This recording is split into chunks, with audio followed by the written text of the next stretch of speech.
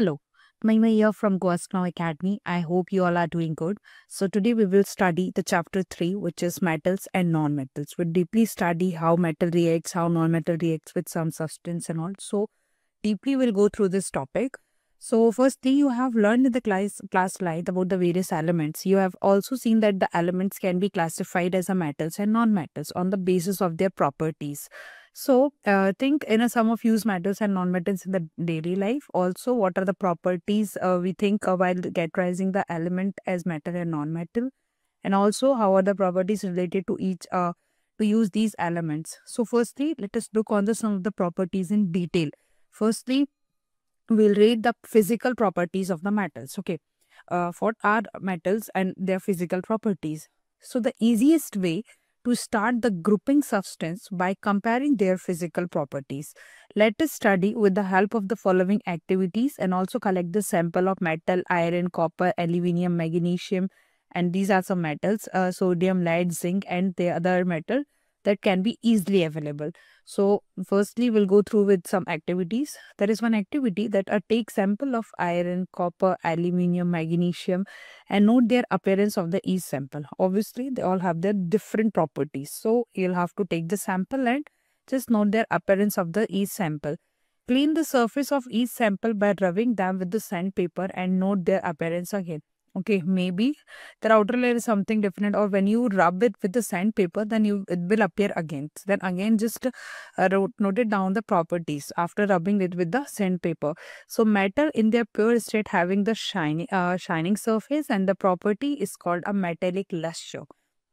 The outer layer, when it is like just shining very in a very good way, then this particular property is called a metallic luster. Okay, so now another activity is take a small piece of iron, copper, aluminium, magnesium, and just try to cut these metals with a sharp knife and note down the observation. Also hold a piece of calcium metal with the pair of the tongs. Caution, always handle the sodium metal with very care. Try it in the pressing between these holes and or filter paper, we can say, and but in the what it in the watch glass, or try to cut it with the knife. What you'll observe, just like note it down. So you will find the metals are generally hard and their hardness varies from metal to metal. That the hardness is totally different from metal to metal. We cannot say like that one metal is going to cut with the knife and the will do the same. No, all have their hardness level, their different hardness level. Another activity is take the piece of iron, zinc, lead, copper, place any one metal on a block and iron, strike it on the 4-5 times with a hammer. Okay, now what you observe. So we'll just repeat with the other metals as well. Record the change of the shape of these metal. So what you will find is some of the metals can be beaten in the thin sheet, and this is the property called malleability. Did you know that the gold, silver are most malleable metals? We just beat it, okay, for the proper shape and structure. This particular property is known as malleability. So we have studied the different terms like malleability, here metallic luster. What actually are this with the with respect to hardness, with respect to shining surface, with respect to this shape and size. So this is about the malleable metals. Okay, now the ability of the metals to be drawn into the thin thin wire is called a ductility. Again, the ability of the metal to be drawn into the thin wire is called a ductility. Gold is the most ductile metal. The most ductile metal example will be gold. Also, you will observe that you will be surprised to know that a wire of about 2 km length can be drawn from the 1 gram of gold. So, like just when you beat with the hammer, it will just ductile in nature. Gold is the best example for the ductile metal. It is because the malleability and the ductility, and that metal can be given different shape according to our needs. So whenever maybe you will get this in a one word answer question, that the most ductile metal, which will be the gold. Also, can you name some metal that used for making the cooking vessel? Do you know that why these metals are used for making the vessel? We'll do it with the help of activity. So firstly, take a aluminium or a copper wire. Clamp this wire or a stent as shown like this. Okay. And see, this is the metal wire. Now fix the pin to the free end of the wire using the wicks and heat of the wire at the sprit lamp and the candle burner in near the surface, and it is clamped. So what will you observe after some time? Note your observation and the metal. So The above activity shows the metal are a good conductor of a heat, have a high melting point. And also the best conductor of heat are silver and a copper. The example for the best conductor of heat will be the silver and copper. Lead and mercury are the comparatively poor conductor of the heat. And do the metals also conduct electricity? We'll have to find out. So, see, setup of the electric circuit as shown in figure like this. Place the metal to be tested and the circuit and between A and B like this. Okay, between A and B. So, when you place it, you will see if the bulb blow, then obviously electricity flow is there. So, you must have seen the wires that carry a current in your homes are also coating of a polyvinyl chloride. PVC full form is polyvinyl chloride of a rubber like a material. Why is electric wires coated with such substance? Actually, what happens when the metals strike with the hard surface, do they produce a sound? The metals that produce a sound on the striking a surface and are said to be the sonorous. So just for that, can you say that the school bells are made up of metal? Okay, so this because of that it is being covered with the rubber kind of thing which is known as polyvinyl chloride or PVC. So this is the activity totally based on the metals are good conductor of electricity or not, like this we have just concluded. Now this is all about the metals, okay, the ductility, the ductile, the nature, the shining surface and all. Now we'll go through with the another thing which is the non-metal. So in the previous class you have learned that there are very few non-metals as compared to metal. Some of the examples for the non-metal are carbon, sulfur, iodine, oxygen, hydrogen and etc. But in comparison of metal, non-metals are less. So the non-metal are either solid or gaseous or except a bromine which is a liquid. The nature for the non-metals will be either solid, either gaseous except bromine which is in a liquid form. Now, do the non-metals also have a physical properties and the similar to the metal? We will find out with the help of some activities. So, first is collect the sample for the carbon, coal and the graphite, sulfur and iodine. Carry out the activities which with the non-metal and record your observation. So, firstly, see, what you have to do is on the basis of the observation, when you observe the different element, their symbol, the type of surface, their hardness, malleability, ductility, conduct, electricity and the sonority.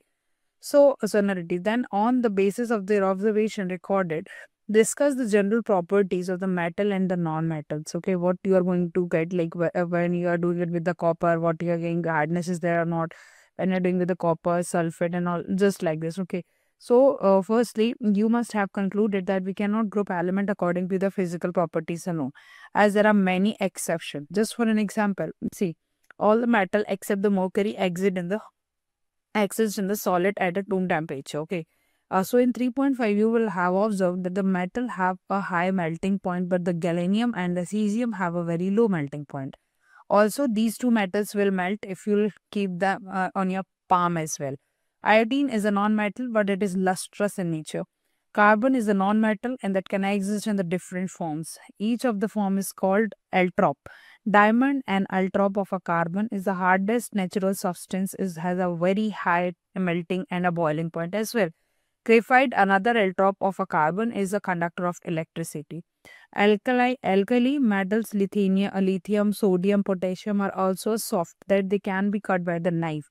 So they have a low density at the low melting point. So element can be properly classified as a metal and non-metal on the basis of their own chemical properties. We cannot predict with the same thing, like whatever happening with the one metal will going to same like happen with the same. No, it totally depends on the basis of the chemical properties.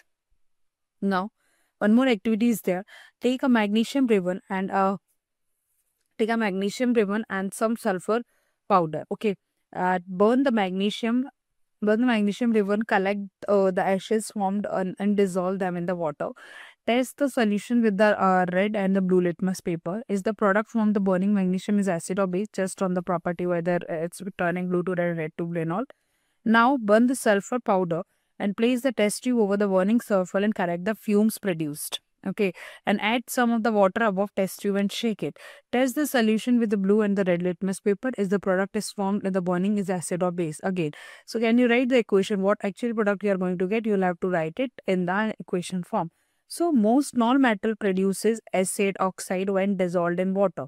On the other hand, most metal give the rise to the basic oxide, and you will be learning these metal oxide in the next section. So this is about the metal, non-metal and their physical properties. Now, there are one question. Give an example for the metal which is liquid in a room temperature. So the mercury is the metal that is liquid at the room temperature, can be easily with the cut with the knife. So sodium is the metal that can be easily cut with the knife. A metal in which is the best conductor of heat is, so the silver is the best conductor of heat among all the metals. Blanks or which is the poor conductor of heat. So lead of metal is the poor conductor of heat.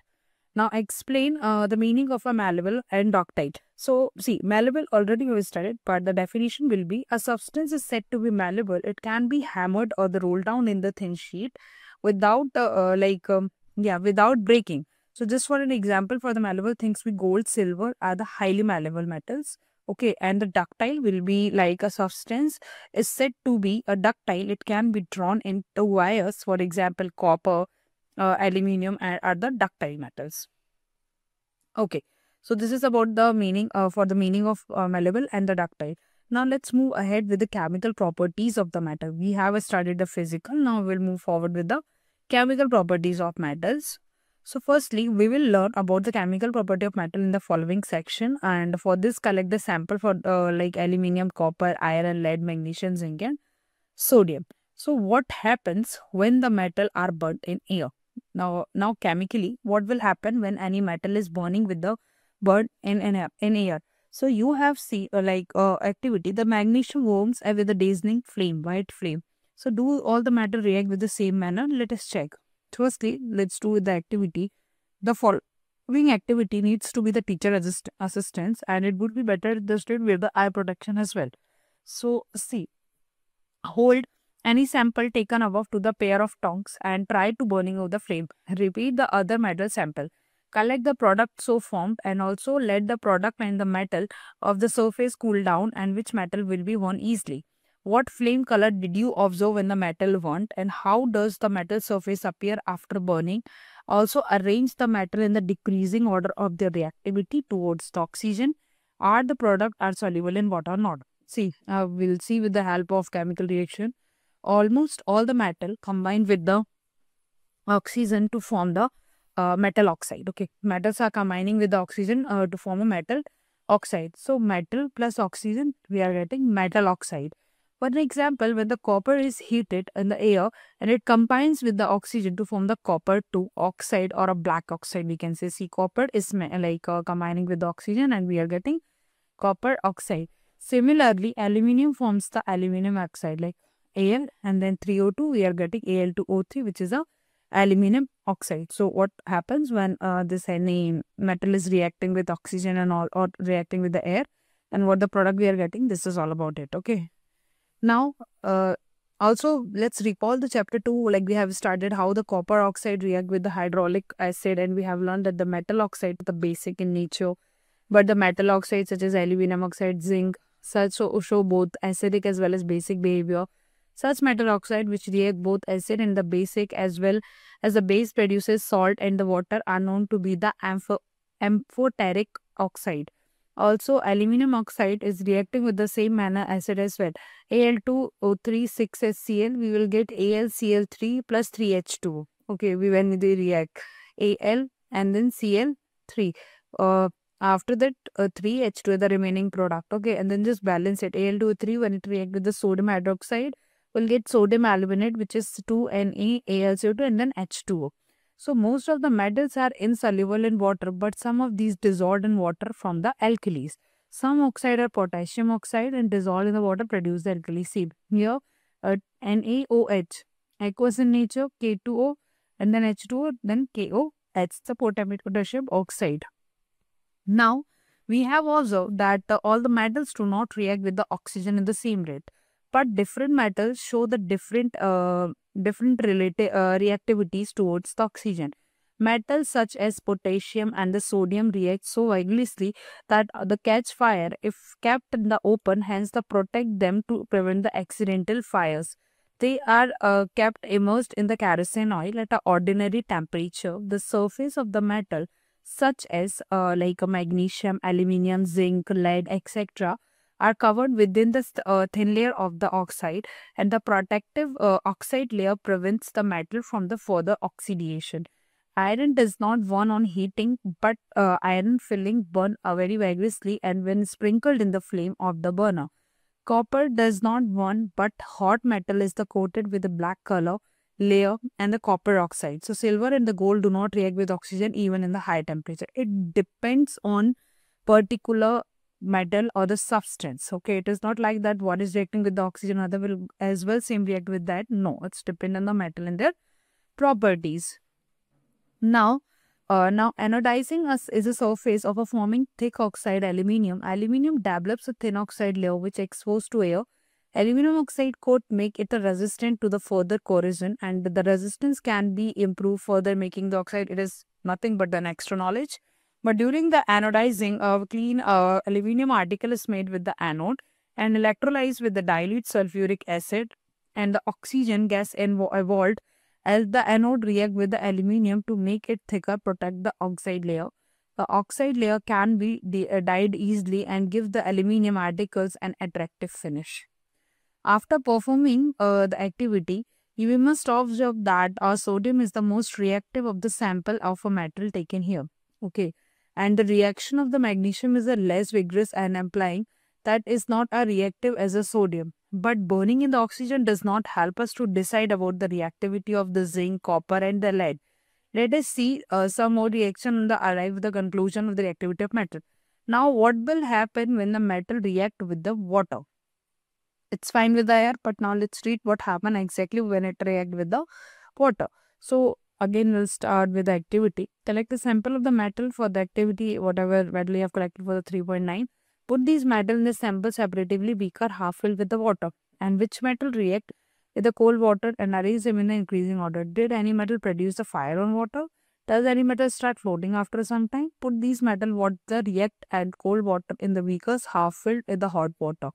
For them, for the metals that did not match with the hot water, arrange the apparatus and shown in the figure what we have shown in the 3.3.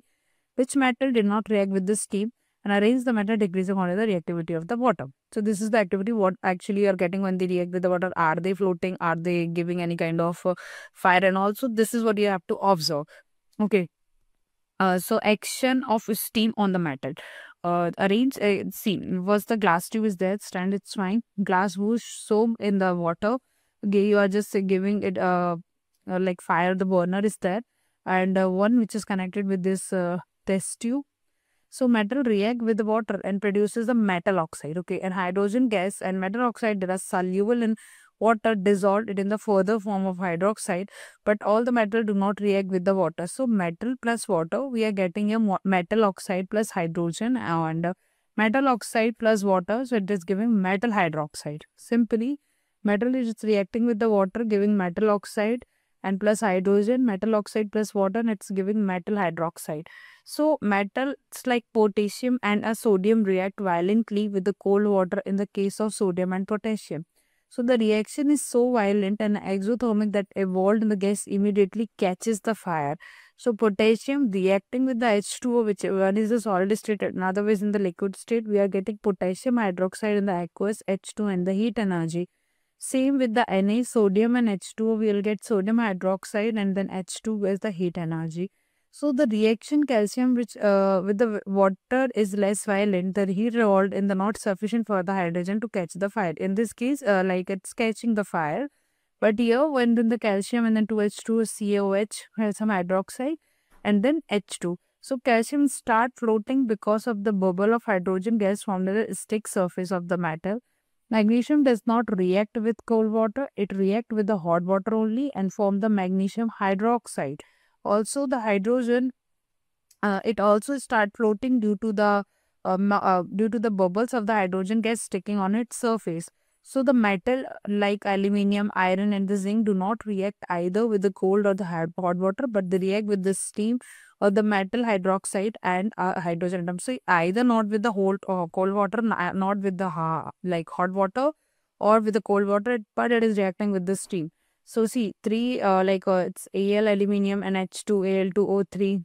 Okay, like this Fe4H2 Fe3O4. So this is the equation for this when it's not reacting with the water but reacting with the steam. So metals such as lead, copper and the gold do not react with water at all. These are the metals which are not reacting with water at all. Now what happens when the metal react with acid? We have started with the water, we have started with the steam and all. But now let's see what happened when it react with the acid.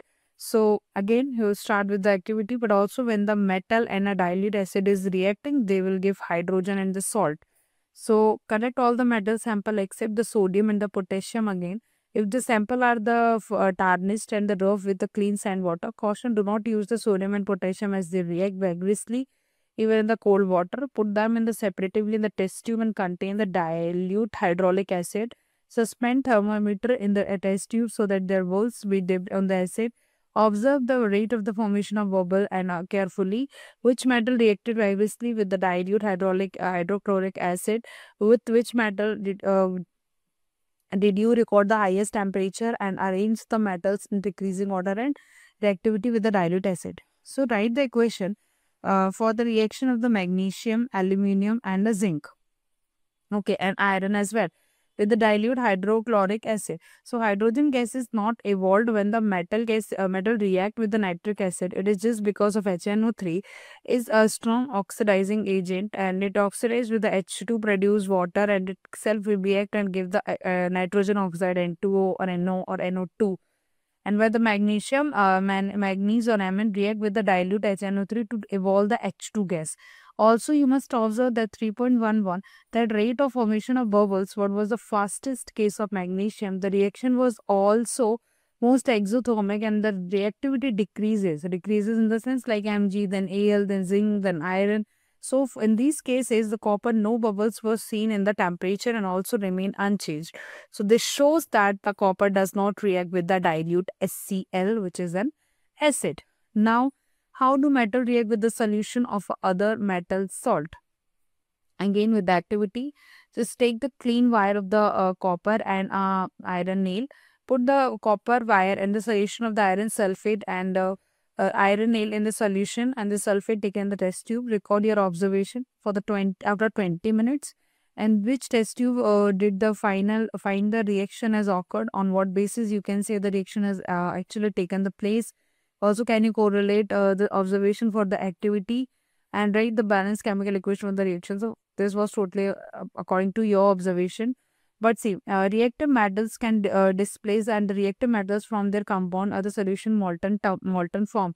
So we have seen the previous section that all the metals are not equally reactive. We checked reactivity in the basis of the metal and with the oxygen. So water and acid, but all the metals do not react with the reagent. So we are not able to put all the metal sample collected in the decreasing order. Displacement reactions studied, whatever in the chapter 1, give the better evidence for the reactivity, and if the sample is easily with the metal A displaces from the metal B and it will be more reactive than B. See, metal A, then solution of the B, it will give the solution of the A and a metal B. So this will be the reaction when the metal, copper and iron is more reactive according to the observation that you will have to find. Now, the reactivity series. So the reactivity series is a list of metal arranged in the order of the decreasing activities, like whatever we did with the different water, different acid, different air and all. So on the basis of that, we'll have some metal arrangement in order of the decreasing activity after performing the displacement experiment in the following series, which is known as a reactivity, or we can say activity series that have been developed. So activity series, relative activities of the metal: potassium represented by K, sodium represented by Na, then calcium Ca, magnesium Mg, aluminium Al, zinc Zn, and then iron Fe, and then lead Pb, hydrogen is H, copper is Cu, and this mercury is Hg, silver is Ag, and the gold is Au. So see, as we have arranged these in the decreasing order, so most reactive will be like potassium, sodium, calcium, magnesium, and the aluminium. Reactivity is going to increase from zinc to lead, then iron, lead, then hydrogen, then copper, then mercury, then silver, and the less reactive will be, can say, gold. So this is the activity series, or also this is in the decreasing order. Now, this is for the metal and the non-metals both. And now let's move ahead with some questions. Firstly, why is the sodium immersed in the kerosene oil? So see, sodium is kept immersed in the kerosene oil to prevent it from the reacting with the moisture oxygen from the air. As the sodium is a very reactive metal and that can catch fire on the exposure to air. That's why it is being immersed in the kerosene oil. Write the equation for the reaction iron with this steam. It will be like 3Fe, 4H2O, Fe3O4 plus 4H2O, and calcium and the potassium water will be like calcium with the water, it will be Ca2H2O, CaOH, and then voltage plus H2. And potassium with the water will be like 2Ka plus 2H2O, and product will get 2KOH plus OH2. Now, third one is simple give metals given A, B, C, D were taken to the added following solution. The result obtained have been tabulated as follow. So use the table above, answer and the following questions about the metal A, B, C, D. So firstly, which of the metal is most reactive metal? So B is the most reactive metal. So firstly, you will have to find which is the V1. Then most reactive metal displaces the iron from the iron sulfate and the silver from the silver nitrate. So from the observation, you will have to conclude this. Okay.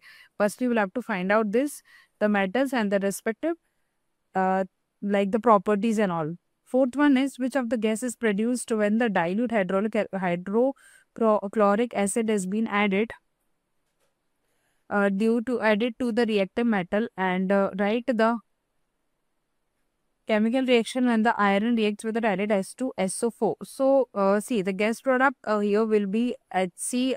Gas product will be the hydrogen gas, because also reaction will be H2SO4. So when Fe is reacted with H2SO4, we'll get FeSO4 and then H2. Okay.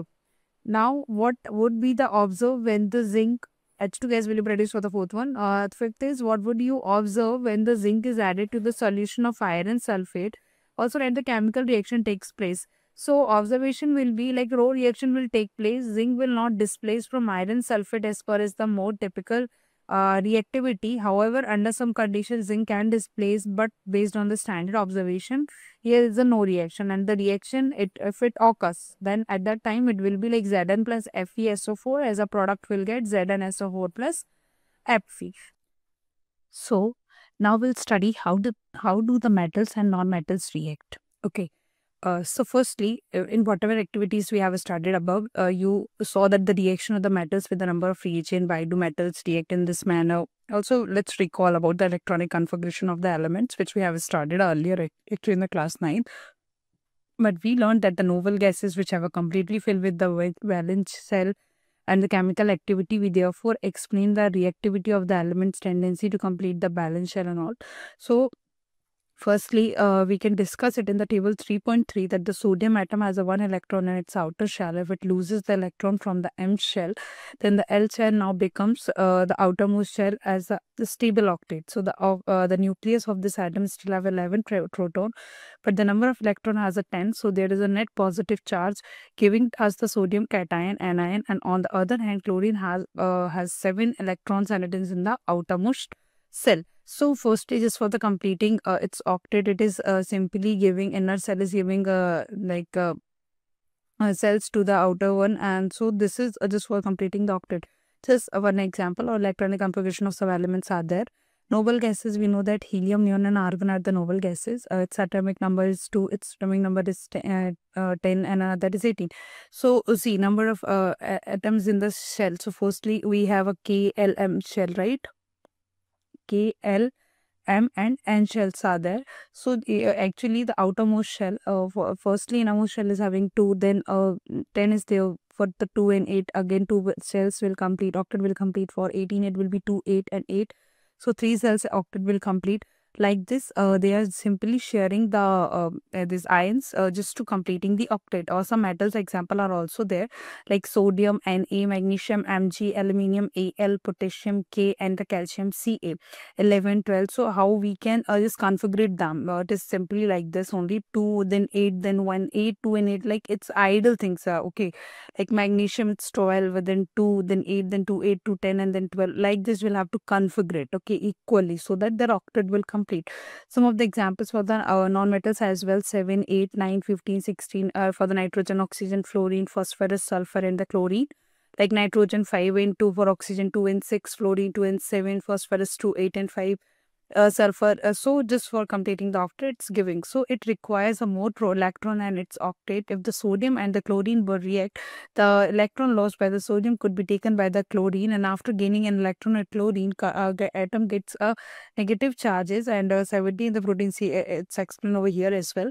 So this gives a chloride Cl negative. So the both elements can have and take a relationship between. We go. See, Na is there. Okay, 2, 8 and 1. We already started. So it will be Na, 2, 8, and then it will lose one electron. Cl, then 8 will electron, lose it electron, then 2, 8, and it will gain it. So chloride Na. Na, then it will go here and this give one ion to its Cl, then it will be Na and then Cl. So it's a formation of sodium chloride. Sodium and chloride ion being positively charged attract each other and held a strong electrostatic force attraction to exit the sodium chloride NaCl. It should be noted that sodium chloride does not exit as a molecule but aggregate of a positively charged. And let's see the formation of a magnesium chloride. See, Mg, so Mg2 plus and then 2E minus, Cl and plus E minus, Cl minus. So here Mg, then Cl, it's completing octet, 2 to 4, then 2, 6, 8. It will give 1 to this one, this Cl, and 1 to this Cl. Okay, so it will be Mg2 plus and Cl2 minus. So this is a formation of a magnesium chloride. So the compound formed in the manner of the transfer electron from the metal and a non-metal are known as ionic compound, and or we can say it as an electrovalent compound. We can also see the properties of ionic compound. Firstly, you should know about the ionic compounds. Now we'll see the properties of ionic compound. To learn about the property of ionic compound, let us perform some activity. Okay. Activity like, see, firstly take a sample of the sodium chloride, potassium iodide, and a barium chloride or any other salt from the science laboratory. Firstly, we should know what are the physical properties of the salt and all, and take a small amount of sample on the metal and a spatula and heat directly in the flame like this. Repeat with the other samples, and what do you observe? You'll have to find it down. And did the sample impart any color or the flame? Do these compound melts? Try to dissolve the sample in the water, and petrol, kerosene, are this soluble? Whether it's completely dissolving or not. Or make a circuit diagram as shown in this figure 3.8. Insert the electrodes, okay, in the solution of the salt, and what do you observe? Test the other salt example in this manner. So these are the totally laboratory based actually. Now the melting and the boiling point of some ionic compounds. NaCl, these are the ionic compounds which have been made. So their melting point will be like 1074. The boiling point will be 1686. LiCl, which is 887, 16, and 8. So these are the some ionic compounds and their different melting points and the boiling point as well. Now, you may also have observed that the following general properties for the ionic compound. Firstly, physical nature, melting and boiling point, solubility, conduction, and conduction of electricity. So, physical nature. Ionic compounds are the solid and somewhat hard because of the strong force attraction between the positive and the negative ions. So these compounds are generally brittle and break into the pieces when the pressure is applied. Second, melting and the boiling point of the ionic compounds have a high melting and boiling point, and this is because of the considerable amount of energy is required to break inter-ionic attraction. So the solubility will be like electrovalent compounds are generally soluble in water and insoluble in the solvent like kerosene, petrol, etc. So this is the solubility. Now the conduction of electricity. The conduction of electricity through the solution involves in the movement of charged particles. A solution of the ionic compound in the water contain which moves opposite electrons when the electricity is passing through from the solution. So the ionic compounds is in the solid state and do not conduct electricity because movement of ion is solid is not possible due to the rigid structure, but ionic compound conduct electricity in the molten state. So this is possible in the molten state since the electrostatic force of attraction between the oppositely charged and overcome due to the heat. So this is thus the ions move in the and thus it conducts electricity. Now occurrence of metal, how it occurred. We have studied the properties, we have studied how the metal on metal reacts and all. But now let's see occurrence of metal. So see, firstly, the earth crust is a major Crust is the major source of metal. Okay, seawater also contains some soluble salt such as sodium chloride, magnesium chloride, etc. The elements or the compounds such in which occurs naturally in the earth crust are known as minerals. At some place, mineral contain very high percentage of a particular metal, and the metal can be profitably extracted. And this mineral are called ores, from which the minerals have been extracted. These minerals are known as ores. Extraction of metal. So you have learned about the reactivity of series of metals. So have they like we have some knowledge, you can easily understand how metal extracted. Actually, some metals are found in the earth crust in the free state. Normally we can see it, but some of the compound have their compound. Some metal have their compound, and the metal at the bottom of the activity series is the least reactive, and they are often found in a free state. Like see, for example, like gold, silver, platinum, copper are found in the free state. Copper and the silver are also found in the combined state, as well as sulfur oxide or oxide ore. So the metals that at the top of the activity series K, Na, Ca, Mg, Al are so reactive that they are never found in the nature as a free elements.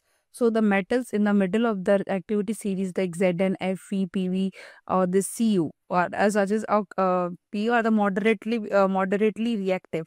So they are found in the earth crust and mainly as oxide, sulfide, and the carbonate.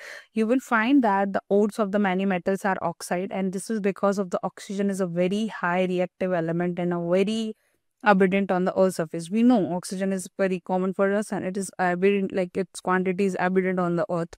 So thus, on the basis of the reactivity, we can group the metals like say K, Na, C, electrolysis, reduction using the carbon and found in the native state. So we can group the metal of the following categories. First is metal of the low reactivity, second is metal of the medium reactivity, and third one is metal of the high reactivity.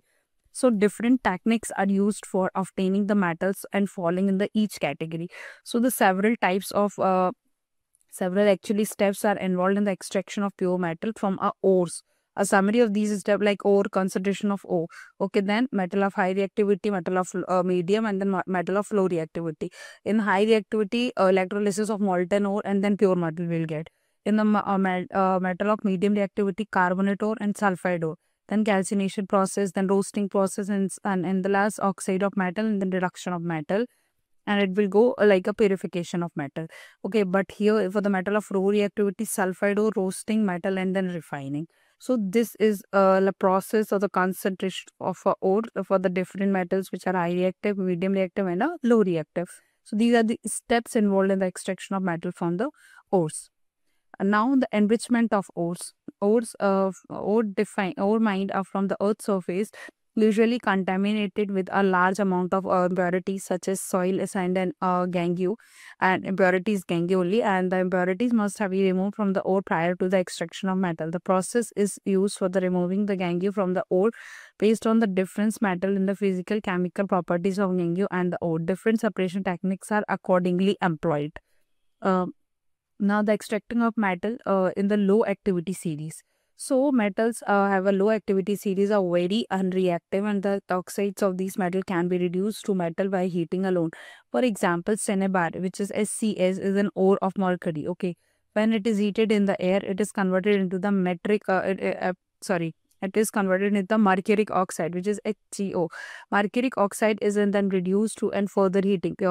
Firstly, the cinnabar and 3 oxygenates being heated, and we are getting this mercuric oxide HCO and 2 SO2. So here 2 HCO, and we will get Hg, mercury, and then oxygen. Okay, similarly the copper. For copper we find the CO2, and the nature can be often from notes just by heating in the air. So this is the process for the for the metals low in the activity series. Now which are having a middle activity series. So with the chemical reaction we will see it. The metals in the middle activity series such as iron, zinc, lead, and the copper are moderately reactive. These are usually present in the sulfide or a carbonate in nature. So it is easier to obtain a metals from the oxide as compared to the sulfide and a carbonates. So therefore, prior to reduction, metal sulfide and a carbonates must be converted into metal oxide, the sulfide, or are converted into the metal oxide by heating strongly. So in the presence of excess air, this process is known as roasting, and the carbonates ore are changed into the oxide by heating the strongly limited air. And this process is known as calcination, as we have started in that chart. That calcination process has been included here. Also the roasting process and the chemical reaction that takes place during the roasting and the calcination of the zinc ore are shown as below. Like see, for the roasting, we have an example that ZnS and 3O2, we will get ZnO, zinc oxide, and again calcination ZnSO3, and then we'll get ZnCO2. So the metal oxide are reduced to the corresponding metal of the using suitable reducing agent like carbon. And for example, when zinc oxide is heated with the carbon, it is reduced a metallic zinc. Like see, ZnC, then it will reduce the Zn metallic zinc. So you have already familiar with the process of oxidation reduction. We have already started it. Okay, and explain the first step only. Softening the metal in their compound, it is a reduction process. Beside using the carbon coke to reduce the metal oxide to the displacement reaction can be used, and the high reactive metal of the sodium, calcium, aluminium, etc. They used for the reducing agent because they can displace a metal of a lower reactivity from their compounds. For example, see, when a magnesium dioxide, is heated with the aluminium powder, which is for Al.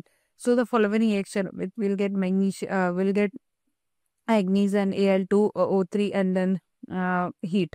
So we can identify the substance that are getting oxidated and reduced, like which are simply reducing the oxygen, or which are gaining this. So we'll have to identify. So this displacement reaction are highly exothermic, and the amount of heat involved is so large. So the metal are produced in the molten state. See, a reaction for the iron third oxide, which like Fe2O3 with the aluminium is used to join the railway track or cracked with a machine part. This reaction is a thermist reaction, Fe2O3 and then 2 aluminum, then we'll get FeL and then Al2O3 and then heat. Okay, this particular thing is used for the railway track and all. Now extracting the metal towards the top of activity series. So here the metal of which the reactivity series are very reactive. They cannot be obtained from their compounds by heating with the carbon. For example, carbon cannot reduce the oxide of a sodium, magnesium, calcium, aluminum, etc. to the respective metals. This is because these metals have a more affinity for oxygen and then carbon. These metals are obtained by the electrolytic reduction. For example, see, the sodium, magnesium and the calcium are obtained by the electrolysis of their molten chlorides, and the metals are deposited at the cathode and the negative charge electrodes, whereas the chlorine is liberated to the anode and positively charged. They are very high reactive. Okay, like see, at cathode we have cathode and anode. Cathode, it is Na plus electron, then Na, then 2Cl, then Cl2, and then 2. It's also like releasing electrons. So similarly, aluminium is obtained in the electrolytic reduction for the aluminium oxide. This is the process, electrolytic refining copper. The electrolyte is the solution is acidified and copper sulfate. The anode is impure and a copper, whereas the cathode is a strip of the pure copper. On passing the electric current, pure copper is deposited in the cathode. Here pure copper will be deposited. Now, refining of metals. The metal produced by the various reduction process described above is not very pure. Okay, they contain impurities as well, which must be removed to obtain the pure metal. The most widely used method refining the impure metal is electrolytic refining. The method which is used for removing the impurities will be the electrolytic refining. Electrolytic refining means many metals such as copper, zinc, tin, nickel, silver, gold, etc. are refined electrolytically. In this process, the impure metal is made by the anode and then strip of a pure metal is made by the cathode. So, the solution of the metal salt and used as an electrolyte, the apparatus is set up. So, on passing the current through the electrolyte, the pure metal formed from the anode dissolves in the electrolyte, and equipment or equivalent amount of pure metal from the electrolyte is deposited in the cathode. So, this is the process and how it structured. The soluble impurities go in the solution, and where the insoluble impurities settle down in the bottom of the anode, known as the anode mud. So, this is how we can purify it. Now, important process, which is the corrosion process. So, see, you have learned about the following corrosion in the chapter 1, that silver article become the black and the time when exposed the air. This is because it react with the sulfur in the air to form the coating silver sulfide.